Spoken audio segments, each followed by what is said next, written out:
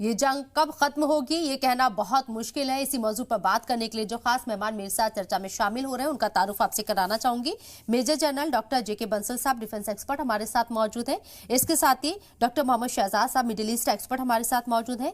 Major साहब हमारे साथ डॉक्टर मोहम्मद अली शाह साहब इंटरनेशनल अफेयर्स एक्सपर्ट मौजूद हैं और साथ ही राहुल लाल साहब पॉलिटिकल एनालिस्ट हमारे साथ इस चर्चा में मौजूद रहेंगे। आप लोगों का इस्तकबाल है जी सलाम में। सबसे की तरफ से कहा गया है कि भाई ये जो है हमें दोनों पक्षों की बात सुननी होगी, हम बातचीत का रास्ता तलाश कर रहे हैं। और जो मीटिंग हुई है मॉस्को के अंदर इसमें बताया गया है कि बंधकों को छुड़ाने के लिए जो यरकमाल बनाए गए लोग हैं उसको छुड़ाने के लिए बातचीत हुई है। मेरा सवाल यहाँ पर मेजर डॉक्टर मोहम्मद अली शाह साहब आपसे है, आपको क्या लगता है? रशिया कह रहा है कि अगर गाजा के अंदर जंग नहीं रोकी गई, अटैक्स इजराइल ने नहीं रोके तो ये जंग बढ़ेगी, यानी कि अब रशिया भी ये अटेंशन दे रहा है या ये इशारे दे रहा है कि वो भी इस जंग में शामिल हो सकता है? ऐसा कुछ इम्कान आपको नजर आ रहा है?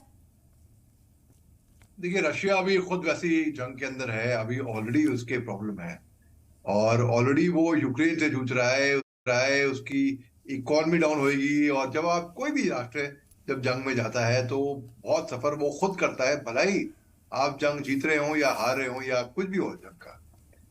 अब बात ऐसी है कि रूस, मुझे लगता नहीं कि इसके अंदर बूट ऑन द ग्राउंड उतरेंगे। ऐसा वो कुछ भी बोल दे, वो धमकी दे दे, कुछ भी बोल दे, उनकी इस टाइम पे ऑल रिस्पेक्ट हैसियत नहीं होगी कि भाई वो और एक और जंग को, अरे इसी से ही निमट लें, इसी से ही निमट लें, यही बहुत बड़ी बात है।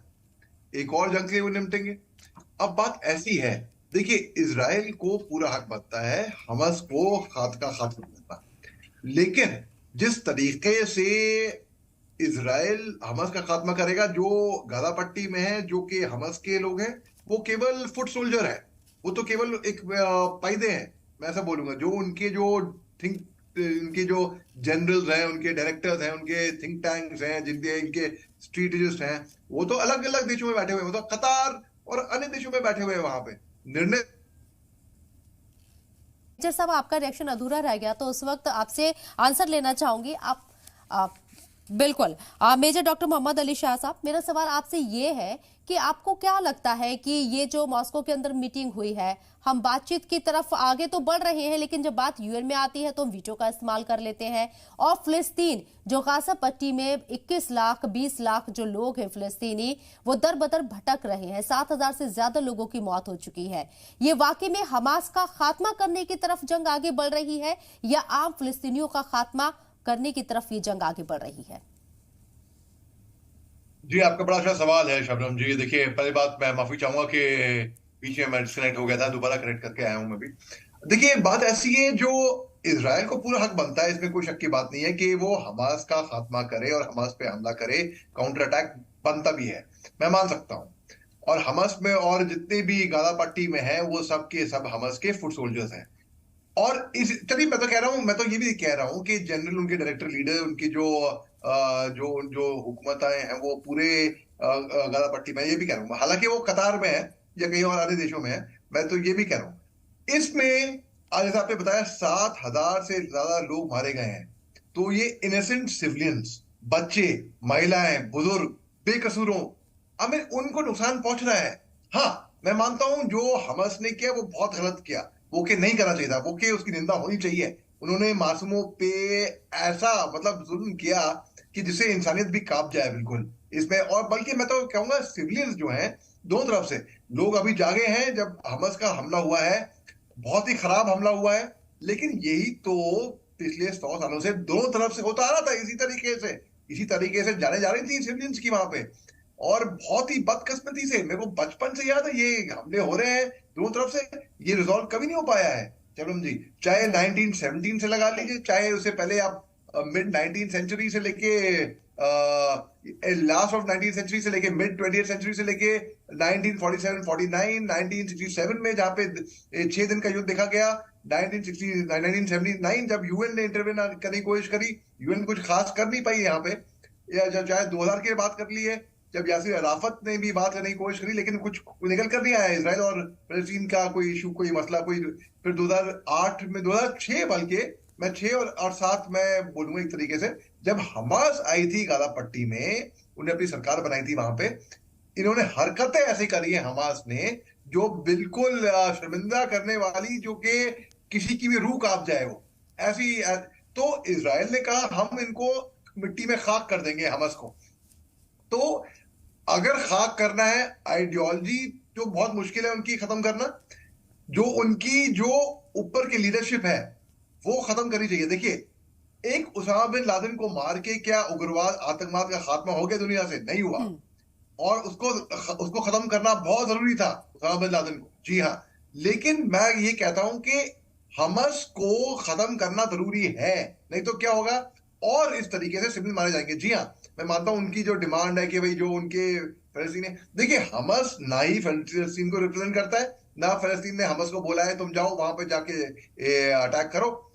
तो पहली बात तो फिलिस्तीन को अपने आप को सबसे पहले ही डिस्टेंस कर देना चाहिए था हमास से, क्योंकि बहुत लोग कंफ्यूज होते हैं कि जो ह्यूमैनिटी को सपोर्ट करते हैं, केवल मानवता को, केवल इंसानियत को, वो बोलेंगे दो तरफ से। मैं ह्यूमैनिटी को सपोर्ट करता हूं, चाहे इजरायली हो चाहे फलस्तीनी हो।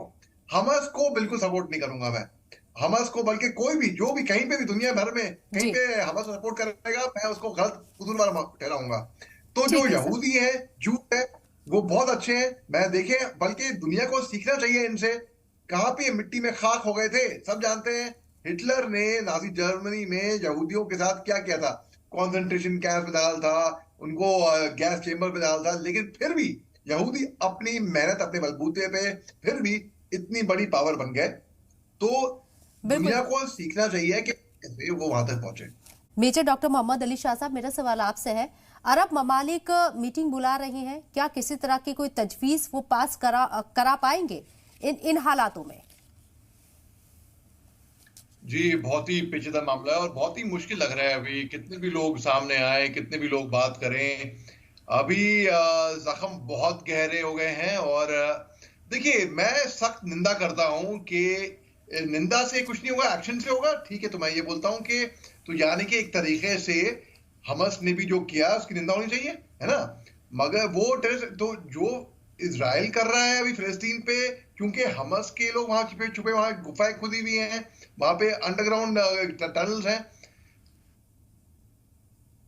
तो अगर पुतिन ने जब किया था तो लोगों ने कहा पुतिन वॉर क्राइम कर रहा है, सिविलियंस की जान जा रही है यूक्रेन में, ये हो रहा है, वो हो रहा है। जी। सब दुनिया भड़की थी, दुनिया आई थी सामने बोलने के भाई पुतिन वॉर क्रिमिनल है। अगर पुतिन वॉर क्रिमिनल है और हमास तो है ही है उग्रवादी, तो जो हो रहा है मासूमों के ऊपर, आपने देखा था रबल पे से कैसे वो इंसान प्रैम, छोटे बच्चे की प्रैम उठा के जा रहा था, उसी की गलती थी, क्या वो उग्रवादी है? और दूसरी बात मैं कहूंगा, बहुत मेरी इल्तिजा है, मेरी रिक्वेस्ट है, मेरी दरखास्त है लोगों से, जो व्हाट्सएप पे वीडियो आते हैं उन पे यकीन ना करें, क्योंकि व्हाट्सएप पे बहुत प्रोपेगेंडा भी आता है कि अगर आप वीडियो देखते हैं कि किसी का, कि आपने कोई वीडियो देखा कि कोई इसमें, देखिए जब जंग बिछड़ती है ना, सबसे पहले खात्मा होता है सच्चाई का।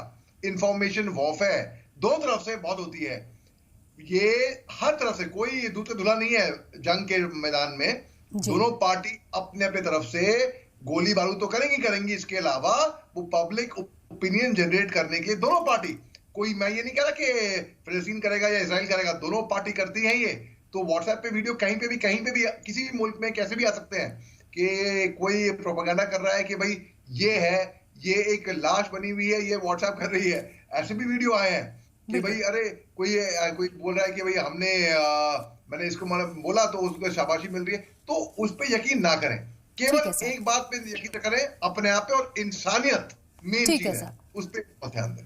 ठीक है सर।